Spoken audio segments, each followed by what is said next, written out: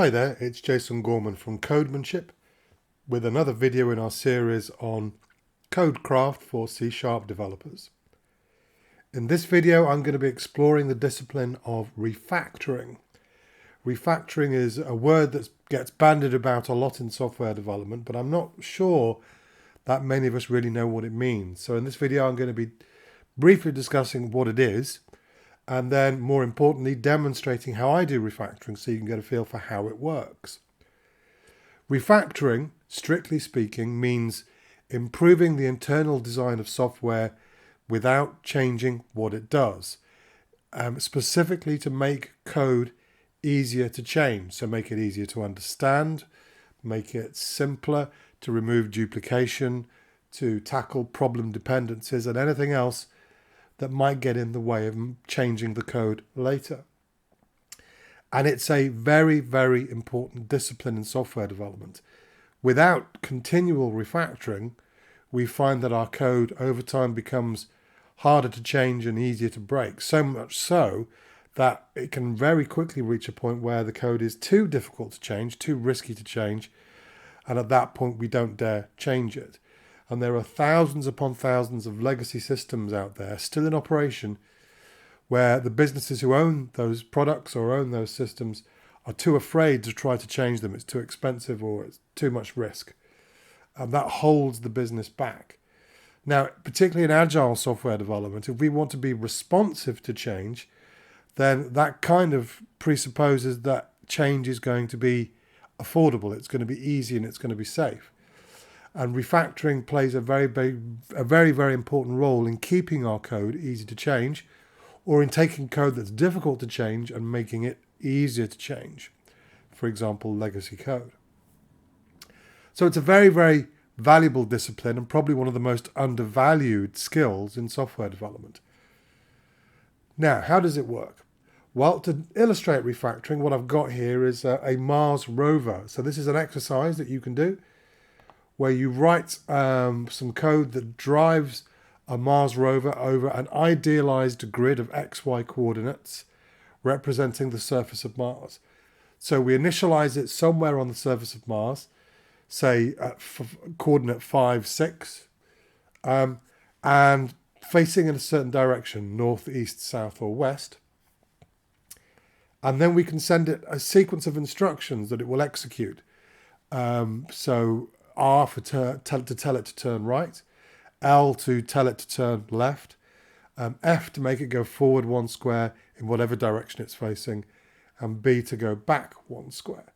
And it will parse this sequence of instructions and it will execute them, turning it right, left, moving it forward and back. Now the code I've got here, it all works, but oh dear, it's full of what we call code smells. So in Martin Fowler's book, Refactoring, and I'll post a link to the book in the description below, he describes code smells as signs of increasing entropy in the code, signs that your code is rotting, that it's becoming harder to understand, that it's becoming more complicated, that it's filling up with problem dependencies, that it's filling up with duplication, and so on. We've got some code smells here for sure. Here's what we call a long method. Go is a long method, and it's got lots of nested if statements and all sorts of nasty things going on. Another code smell here is that our rover class is inside the same file and the same project as our test code. So we'd like to be able to deal with the rover by itself, if you like, to put it somewhere else. That's a code smell called divergent change, when a module has more than one reason to change. In this case, it's test code and it's the implementation of the rover. So there's all sorts of problems that we could fix here. It's not particularly easy to understand. It's not too bad, but we've got all of these magic values here, R, N, E. What do they mean? It's not very well documented. We've got blocks of code and it's not quite clear what each block of code does and so on and so forth. So lots of things we could fix here by refactoring the code.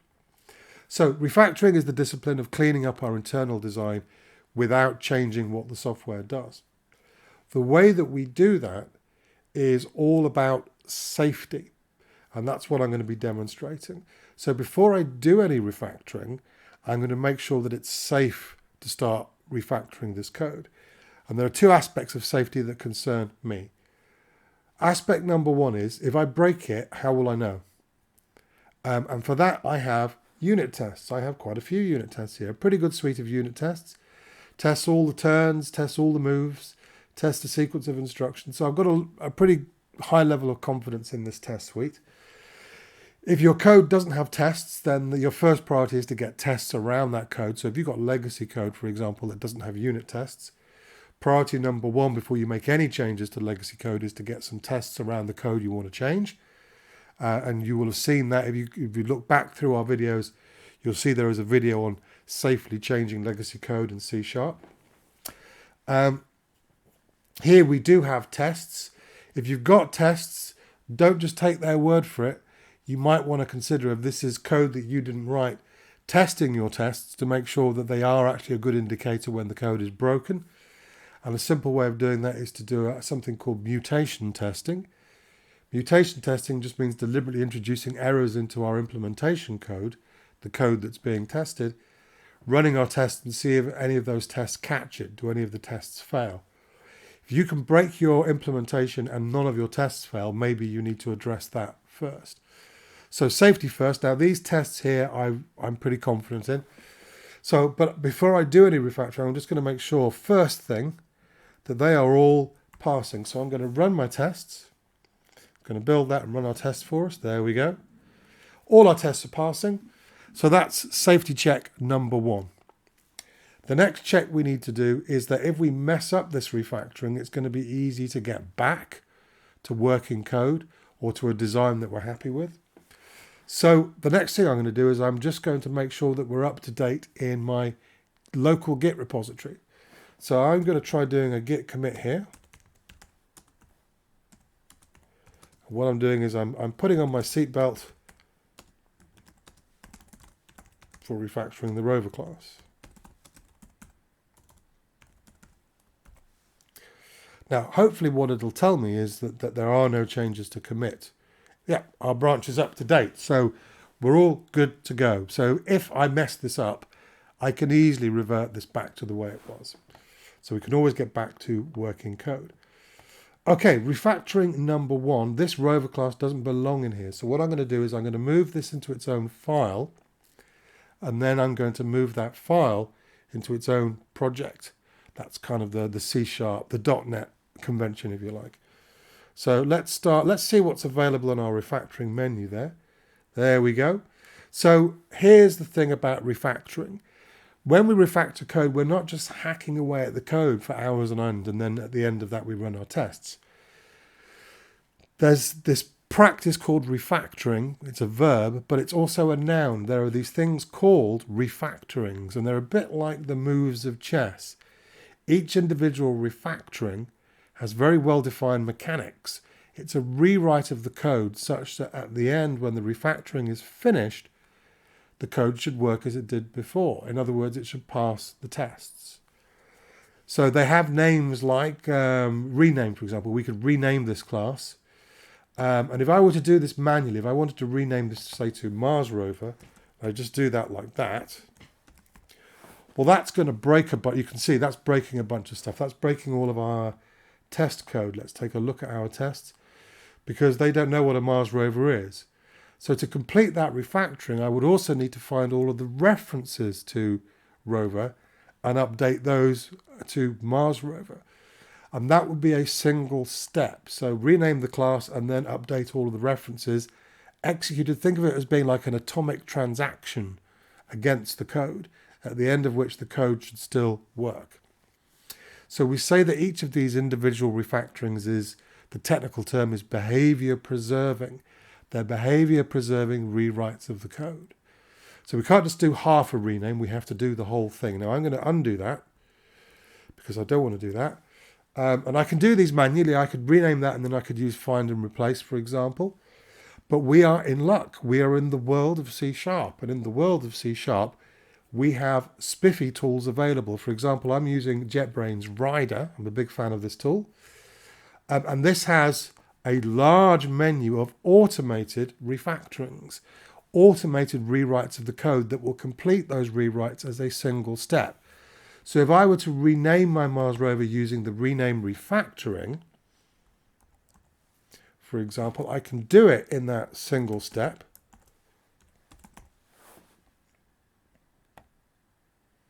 And you'll see it's found references to it in the tests. That's fine. So it does it all in a single go, at the end of which, theoretically, our code should still work. But let's not do it theoretically here. Let's make sure. It's even renamed the variables there. Look at that. It's fantastic. So it takes out a lot of the donkey work here as a single step, and then I immediately rerun my test. That's what the tests are for. So you do one refactoring, like rename a class, and then you immediately rerun your tests. So we've rerun our test, we've renamed Mars rover, and now that I've done that, that's the first aspect of safety. The next thing I might want to think about is, do I want to lose that change? If anything goes wrong going forward, would I want to have to go through all of that again? Now, I don't think I do, but let's just demonstrate what I would normally do here. I would say, well, I'm happy with that, and I don't want to lose it. And very importantly, the tests are passing, the code is working. Don't commit stuff that isn't working. So I renamed rover to Mars rover, like that. So if the next refactoring goes wrong, I can easily revert the code back to that. I can do it very easily now. Okay, now this doesn't belong here. Let's move it. So let's bring up our refactoring menu. We can move this to another file. And let's call that file Mars rover. It's very clever. And off it goes. And again, that's a refactoring. So let's run our tests.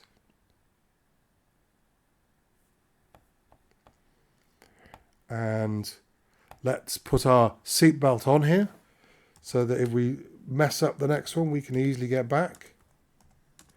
The level of granularity here will be something that will be down to your comfort level. I tend to be super cautious, and you'll see as we go later how being super cautious can actually make you quite adventurous.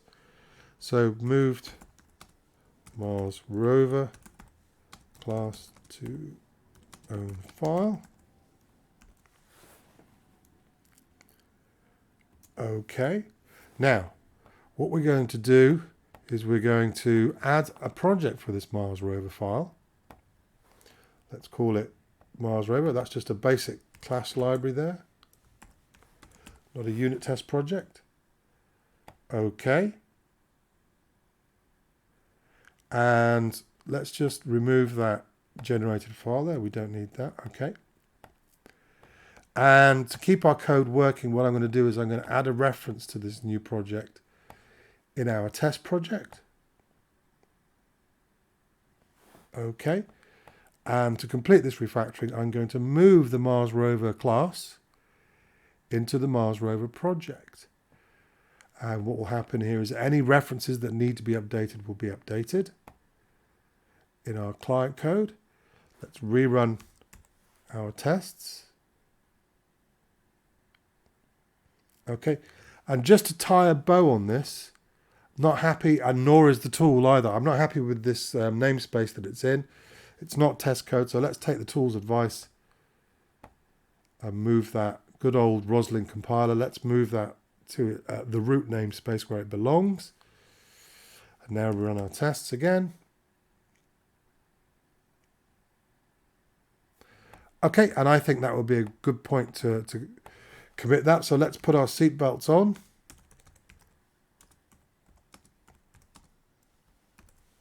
Moved Mars rover.cs to Mars rover project.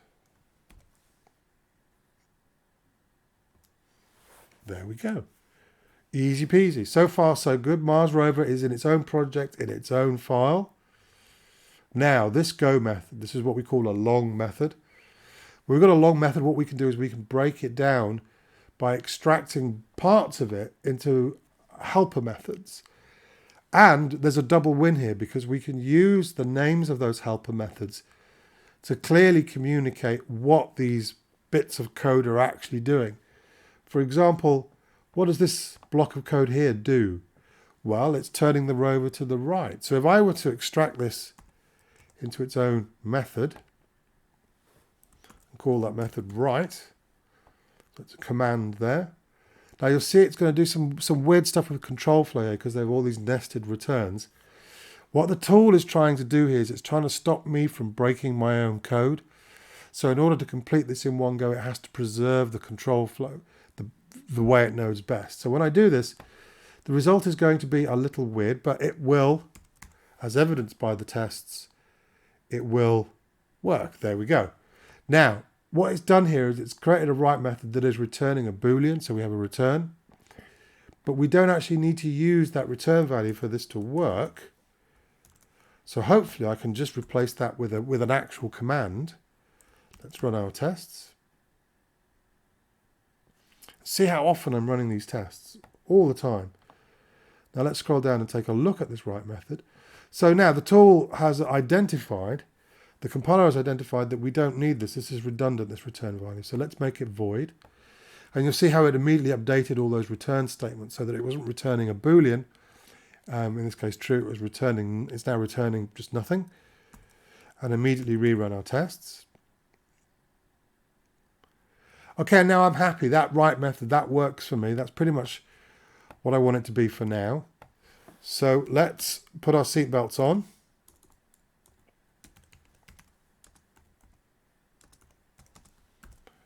What did we do? We extracted a write from rover, not river, the Mars river. That would be nice if Mars had a river, wouldn't it? From rover.go. Okay. And it's, I forgot to do something, haven't I? We need to add all this lovely new stuff, don't we? Let's add that. Now it knows what to do. Thanks for reminding me, Git.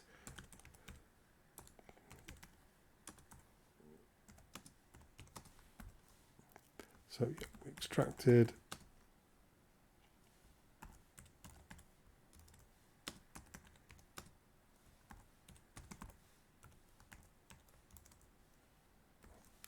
Now we should be good. Lovely. Right, so it's committed all of those new files. Okay, so it's safe to move on. What about this next block of code here inside this other if statement? So this is for turning left. So a bit of rinse and repeat here. Let's extract a method.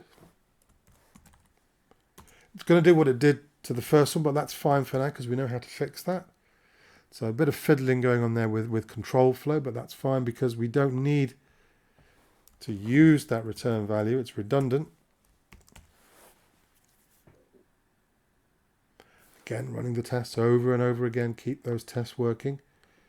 Keep your code clean and keep your tests green.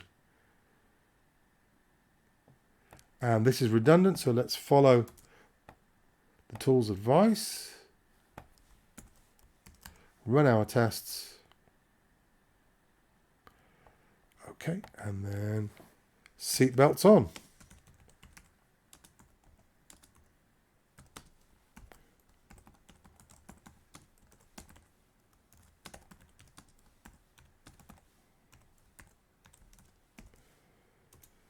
Okay, right. We're getting somewhere now with our go method. We're beginning to break this down. Now this code here, in terms of control flow, it's a bit more straightforward. So the tool will find this one easy to extract into a method. And that's for moving forward. So now we're documenting which code moves the rover forward. Let's run our tests. Okay. Not vomit, commit.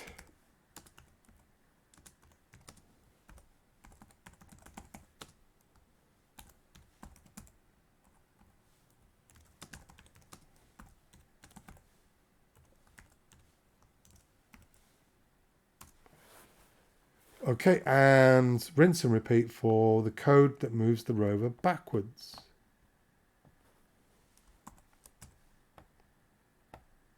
So notice how much donkey work these tools are taking out. And back. and immediately rerun the tests. And put our seatbelts on so that we don't lose it if we mess up.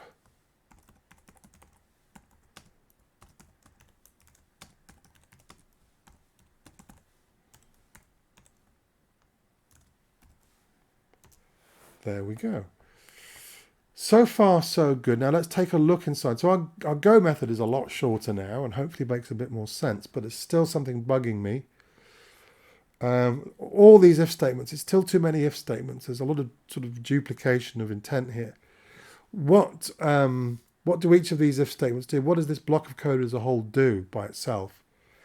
Well, it's kind of a lookup, isn't it? And can we think of a more dynamic way of doing this? Well, notice that right, left, forward, and back, those methods all have identical signatures, which means we've got that opens up a possibility of doing something polymorphic here. They're actions.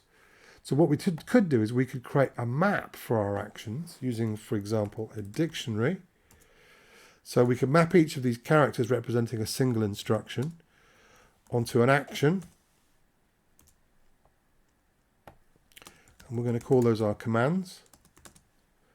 Equals. So we can initialize this with a map from R to the right command, or the right action there, and L for left, and forward, F for forward.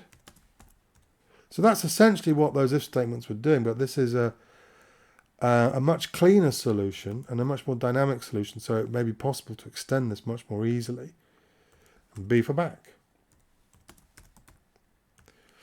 Now, I don't know whether this is going to work. I'm being a little adventurous here.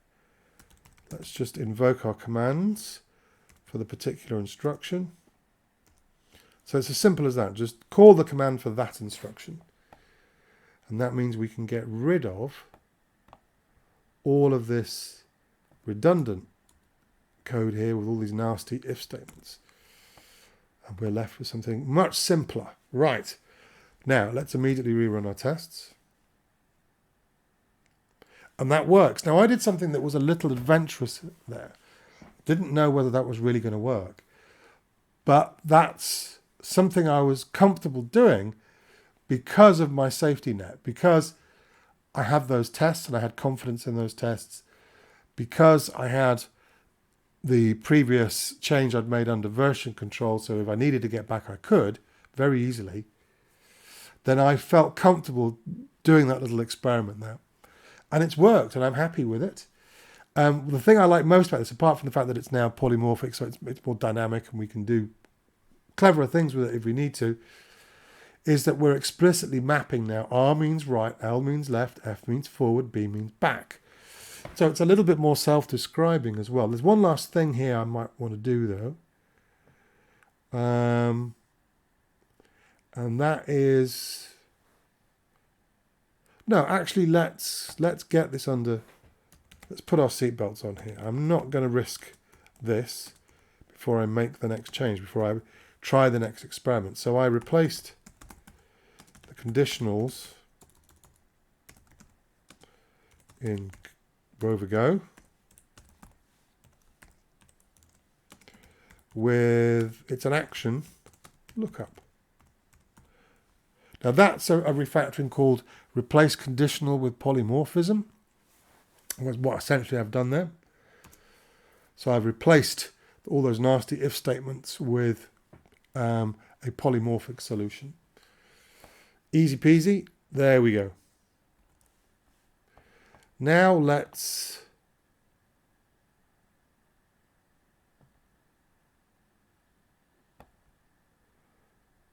we can probably, because there's a lookup happening here, and I'm just wondering whether or maybe the whole block of code here. I'm thinking out loud here as to what may or may not be more readable. Let's put that in its own method. Let's call that method execute. Okay, so it looks like that now. Let's immediately rerun our tests. And there's a suggestion there that we could use a method group. Let's take the suggestion and see what it looks like. Okay. Okay. I'm kind of okay with that, actually. I think it reads better. So there's more breaking down we could do here.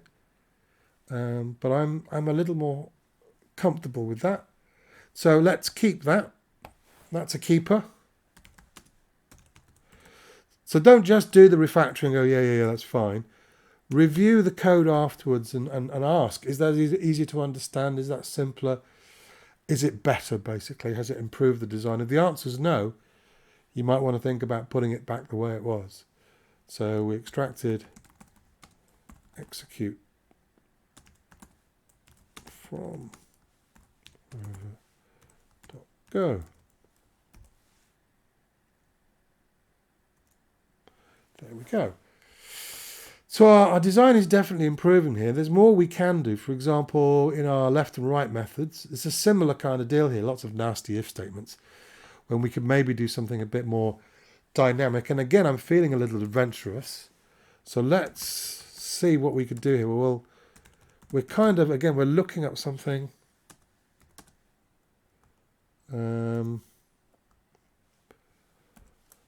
North. So returning left, we're going anti-clockwise. So we're going north, west, southeast.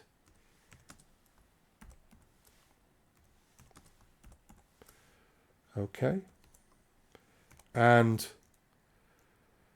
which way are we currently facing? We need to know the index of that.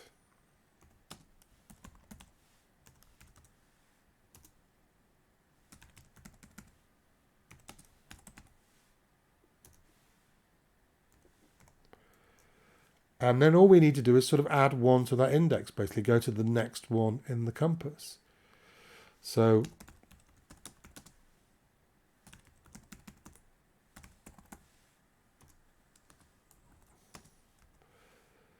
but that will only work for the first three, won't it? So north has an index of 0. We add 1 to that, we go to west. West, add 1 to that, we go to south. South, add 1 to that, we go to east. If we add 1 to the index of east, we go over the edge. It's an array index out of bounds. So we need to go back to 0, go back to the beginning of the compass. Well, we could use the modulus of that. So that mod 4, so if it's equal to 4 mod 4, then it's equal to 0. So we're back at the beginning again. So east plus 1 basically equals north. So let's try this. And again, I'm only doing this because I've got the confidence that those tests and that having it under version control brings. I've got my safety net. And it's working. Hurrah. Okay. Good news. Now, right is kind of along similar lines. So right, the only thing different would be the orientation of the compass. So right, if we're going right, we're going clockwise. So northeast, southwest. So this is the only bit that would be different. Oh, we don't need that either. Let's do that.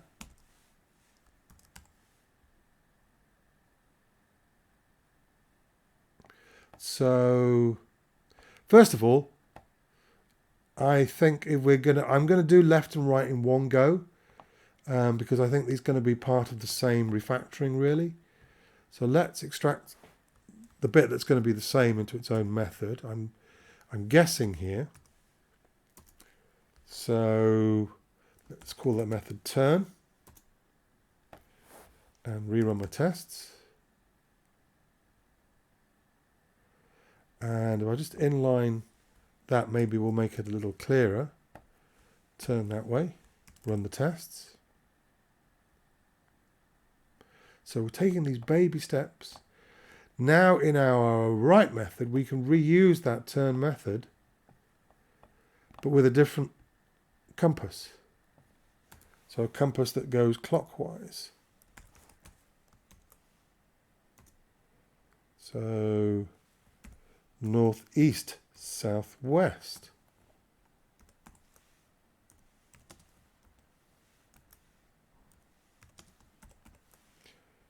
Okay. Let's see if that works. Wowzer. Let's just finish this off by moving turn out of the way.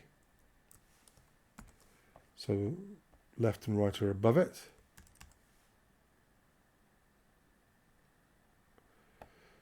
Okay, now there's just one little thing. I'm happy with this, but there's one little thing that's bugging me. Is this clear enough that that is turning one way and the other one is turning the other way? Or could we document this? How about we introduce a constant? So let's create a field, a static field for this. So create a field, let's initialize it, make it static and read only. So essentially it's a constant, and this is anti-clockwise. So we're trying to make it more self-describing. Let's run the tests.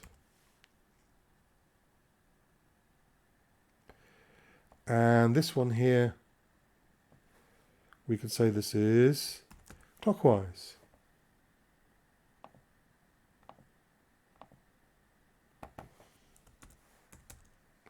So a perfectly legitimate use there of a constant to basically describe what the data means. Let's run our test.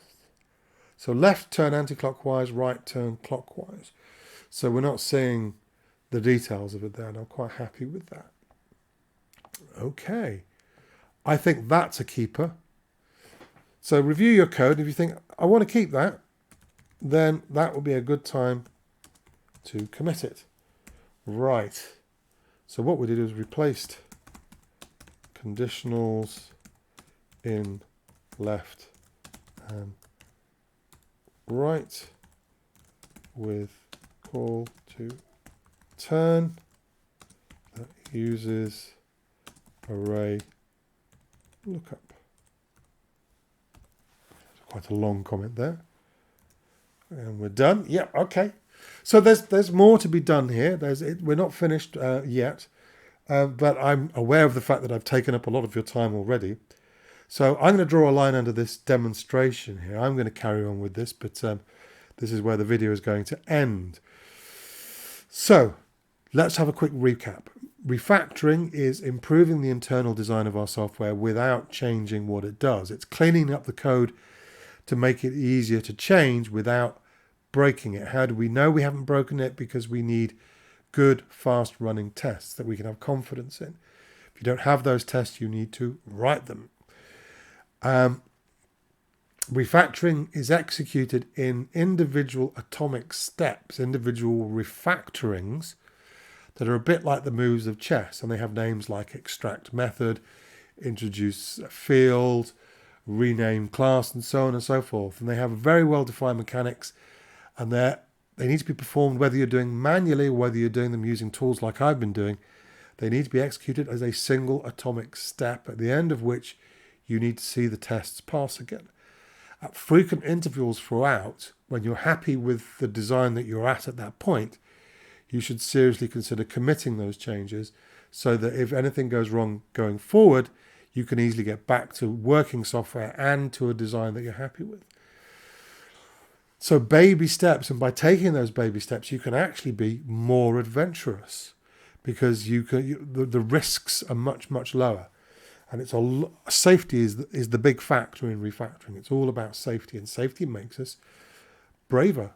So that's refactoring. Now, one more thing we're going to look at. We've been doing these pretty frequent commits, and if we were to take a look at our Git log, what we've got here, let me just expand that. What we've got here essentially is a history of the refactorings that I've done there, sort of refactoring history. And this can actually be very useful, not only useful for being able to go back to much more fine-grained changes. So it's not like, oh, well, if anything goes wrong, I've got to go back to yesterday's commit. So you've got much more choice in where you can visit with your time machine, as it were, if anything goes wrong, so that you can redo it. But also these histories I find quite useful generally. So when I'm reviewing a team's code, I'm not just looking at the code as it is, but also at how it has changed. And a commit history like this, I find very, very useful, very, very enlightening. tells me a lot about the way the developers have been working and about the design decisions they've been taking. So I find this kind of documentation very, very helpful. Now, at some point, I would wish to push my changes to the shared repository, to the remote repository, because it is very, very bad form if you're refactoring to spring large numbers of refactorings on the rest of the team in one go.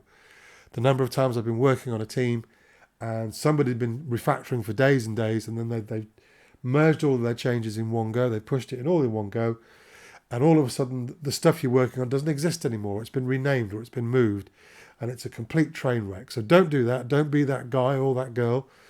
You need to be not just committing frequently, but also on a pretty regular basis. You need to be pushing to the master branch, not to your own branch, to the master branch, so that you are drip feeding the changes you're making to the structure of the code to the rest of the team, and there are no big surprises for them. And finally, one last thing to think about. When it comes to pushing, I mean, everyone has their own style, and some people, they don't want to push all of these commits. So what they'll do is they'll squash all these commits into a single commit, and then they'll push that. Now, that's not my style. What I like to retain this information. So what I would do instead is I would usually tag a version, basically. I would tag it and say, okay, this is the version that I'm pushing, and that would describe at a higher level of granularity, for example, oh, I've refactored the rover class. And so I have two levels of history. I have the tag, I have sort of the labeled histories, the pushes that I've made, but also then I have the commit history, which is much more fine-grained, so that I can examine that and see how it's evolved and also get back. I've got a lot more choice about where I can go back to. So that's refactoring. It does require a lot of discipline, and it is hard to learn. You need to learn the code smells. You need to learn all the individual refactorings, not just the ones that maybe your tool supports automatically, and there's a lot in Rider, or if you're using Visual Studio ReSharper.